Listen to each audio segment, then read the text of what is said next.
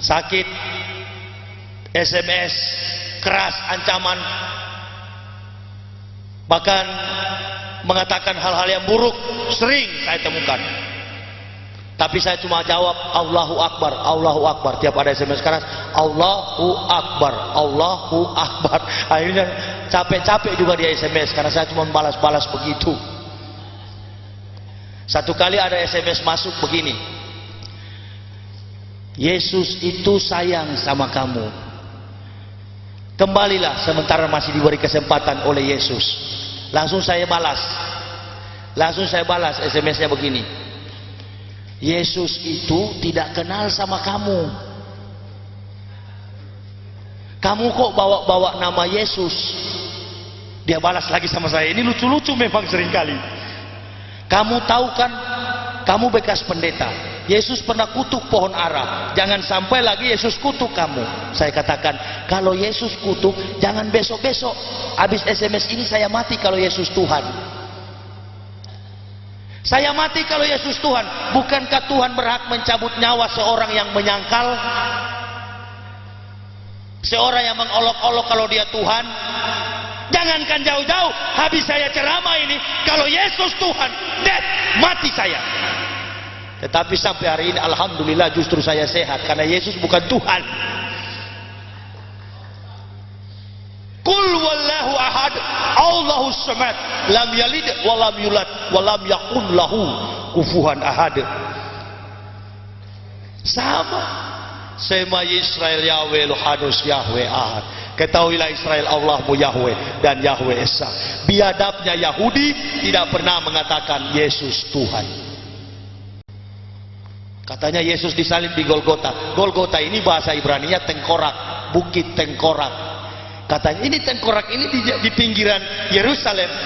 Tidak mungkin kalau Yesus disalib di Yerusalem, bait Allah terbelah dua, Baitul Muqaddis terbelah dua, orang mati bangkit hidup, kalau Yahudi tidak masuk Kristen. Tapi buktinya agama Yahudi bukan Kristen, Yudaisme. Nah sekarang ini Kristen dari mana? Kristen itu adalah alat Yahudi untuk melancarkan kegiatan-kegiatan Zionis Israel. Kekuatan legitimasi politik, pemerintahan, pertahanan, keamanan, ekonominya, kedudukannya adalah PBB, di bawah panji dan bendera PBB. Nggak usah bohong, saya dari pendeta tahu itu. Sudah itu kita Kristen di Indonesia bilang nggak usah takut, PBB dekat dengan kita. Ini orang-orang Kristen ini sudah terjadi pembusukan hati dan akal. Ngapain kok membenci umat Islam? Padahal saya pernah gambarkan secara sederhana begini, agama-agama yang dibawa para nabi dulu ada nggak kira-kira zaman sekarang? Teman saya yang eksklusif ini dia bilang ada, ya agama kita Kristen. Tetapi perjanjian lama itu sudah nggak berlaku dengan kematian Yesus di kayu salib. Oh begitu ya. Jadi Yesus nggak disunat? Ya tidak. Coba ente punya Bible. Lukas 2 ayat 21, Yesus dibaptis atau disunat? Dia buka. Lukas berapa? Lukas 2 ayat 21. Saya sudah muslim, kamu masih Kristen. Buka. Apa bunyinya di dalam? Ternyata bunyinya begini, Lukas 2 ayat 21. Pada hari yang ke-8, ia disunat dan diberi nama Yesus. Yesus dibaptis atau disunat? Kenapa kamu nggak sunat? Nggak usah takut, bukan di batangnya, cuma di ujung.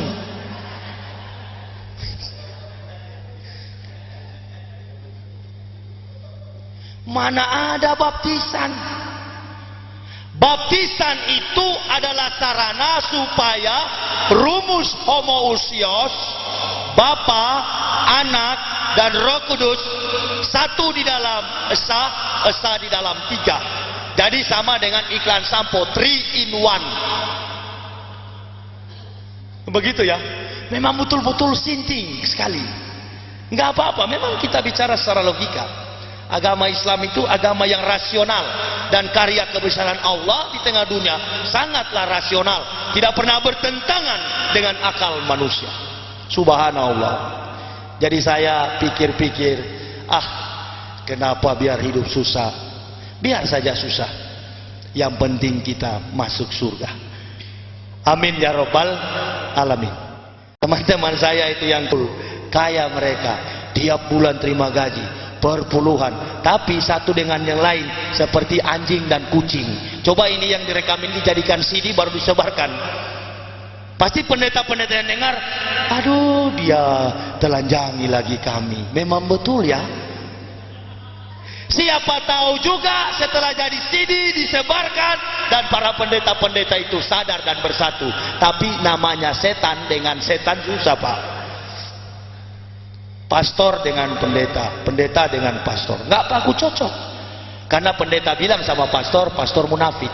Teman saya Steffi, dia itu waktu SMA dengan saya mania perempuan.